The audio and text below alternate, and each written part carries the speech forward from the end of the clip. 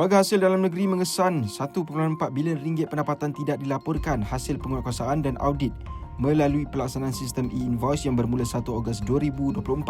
Lebih 500,000 kes berpotensi dikenal pasti melibatkan individu atau entiti berkeupayaan kewangan tinggi tetapi rekod pencukaian tidak sepadan atau tiada laporan pendapatan.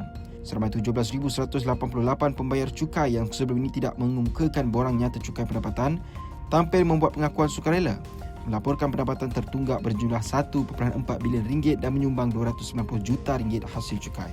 Sejak diperkenalkan, 184,325 pembayar cukai mengemukakan 979 juta e-invoice, menunjukkan penerimaan baik termasuk dalam kalangan PKS. Tahukah anda berapa kali jantung kita berdenyut dalam sehari? Hampir 100,000 kali. Dan masa tidur, kadar denyutan jantung adalah rendah. Jantung kita berfungsi seperti enjin. Ia sampaikan darah beroksigen ke seluruh badan berterusan dan mengeluarkan karbon dioksida. Bila darah tak berapa lancar ke jantung, akan menyebabkan pelbagai masalah kesihatan seperti darah tinggi, penyakit berkaitan dengan jantung dan lagi. Tesli Dungeon membantu melancarkan pengaliran darah. Ia mengurangkan bebanan jantung. Tesli, teman kesihatan anda.